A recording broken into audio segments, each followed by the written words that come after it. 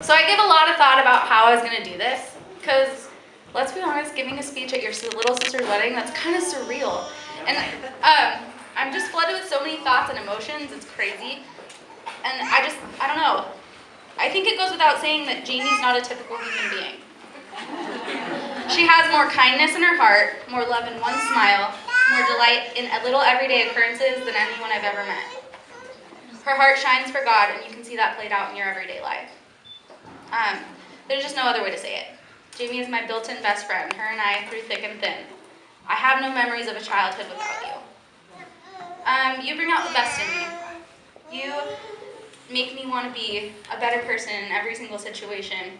I think in most cases, you guys, the little sister looks up to the big sister, but I don't think that's the case in this relationship. Jahmie is my role model every single day. I remember here's one memory, I'll share a memory. When we moved into our new house when I was in 3rd grade, Jahmie and I were given the option. There was enough bedrooms in this house for us each to have our own room. But we said, no, we're gonna stick together. So we stayed in the same room, and that lasted not long, and I moved out. And our first night apart, we had a sleepover in my bedroom. Not long after that, we asked my dad to cut a hole in our closets so that technically we still shared a room. And we used to keep little snacks and chocolates and stuff in there, so then whenever we got sent to our rooms, well, it wasn't that bad.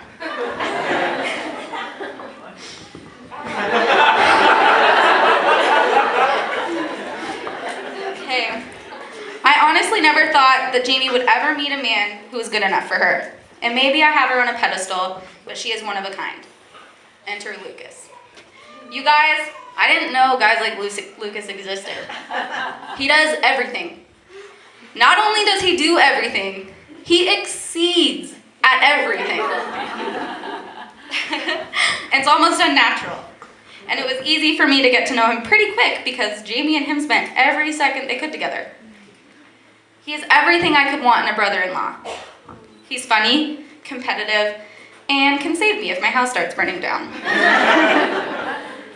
But most of all, his love for Jesus and my sister is undeniable. Their relationship, though a little too adorable for my taste, is exactly the kind of relationship I think we're supposed to have. I love you both, and I'm so excited to see what God has in store for you. I have just one more thing to say. I don't know if you guys know how Jahmie and Lucas met, but it's a little bit comical. Or I found a way to make it comical. So if you guys hang on for one more sec, I have a story for you. Oh my God! Now this is a story all about how Lucas got Jahmie in a wedding gown, and I'll just take a minute, so sit right there. I'll tell you how we ended up at this black tie affair.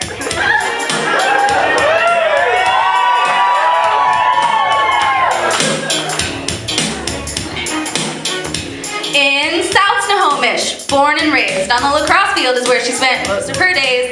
Chilling out, maxing, relaxing, all cool. She started taking prereqs for her nursing school when a good-looking guy, who seemed like some fun, offered to help her train for a run. She ran one little race and her heart was unaware that she had just met the man of her prayers on a sunny day in August. And when it began, they spent the day at the lake, but no holding hands. A few weeks later, all seemed doomed.